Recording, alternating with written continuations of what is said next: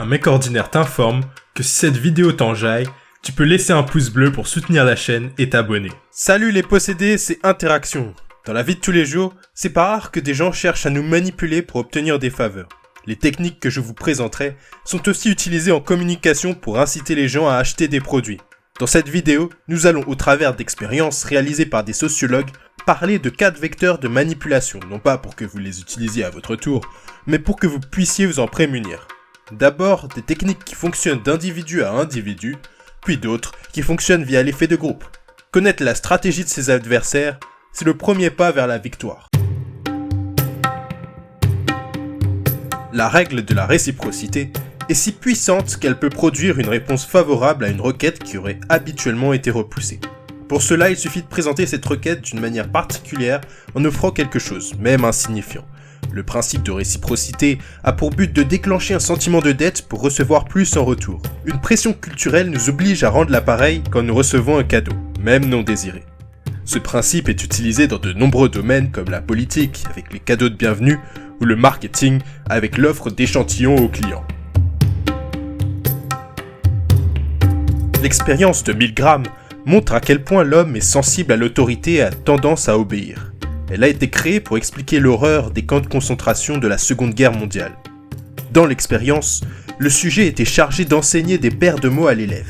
Quand l'élève faisait une erreur, le sujet devait le punir en lui donnant un choc électrique et en additionnant 15 volts à chaque erreur.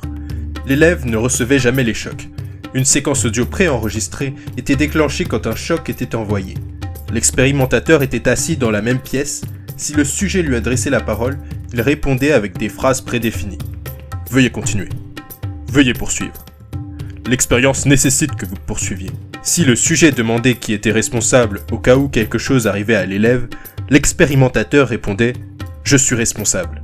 Cette réponse soulageait le sujet et beaucoup ont poursuivi. Les résultats de cette expérience sont effrayants. Même si la plupart d'entre eux étaient mal à l'aise d'agir de la sorte, les 40 sujets ont obéi jusqu'à 300 volts. 25 des 40 sujets ont continué à donner des chocs jusqu'à ce que le niveau maximum de 450 volts soit atteint. On peut comparer notre expérience dans le groupe à une pièce de théâtre où chacun joue un rôle. C'est ce que l'expérience de Zimbardo démontre. L'expérience consiste à prendre des individus lambda et à leur donner un rôle précis. Ici, 2 groupes d'étudiants ont été choisis. On a donné au groupe A le rôle de prisonnier et au groupe B le rôle de gardien tout en établissant une ambiance très proche de celle de la prison avec le décor, les cellules, la nourriture, les promenades. Enfin, vous voyez le tableau. L'expérience de Zimbardo montre qu'un individu peut facilement et rapidement endosser un nouveau rôle et s'y adapter. En effet, les faux prisonniers avaient presque oublié l'expérience et avaient fini par être quasiment soumis au gardien sans jamais se rebeller ou très peu. Cela s'explique du fait des stéréotypes sur ces rôles véhiculés par les films et autres médias. L'expérience Dash est une expérience qui montre le pouvoir du conformisme sur les décisions d'un individu au sein d'un groupe.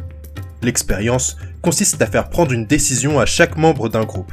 On laisse ensuite l'individu testé prendre sa propre décision connaissant le choix fait à l'unanimité.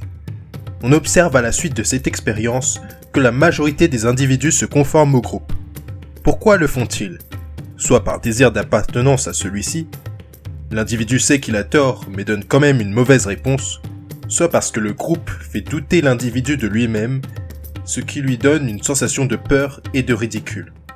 Vous trouverez tous les détails des expériences présentées en description. Voilà, c'est la fin de cette vidéo. Laissez un énorme pouce bleu et abonnez-vous à la chaîne pour de nouvelles vidéos.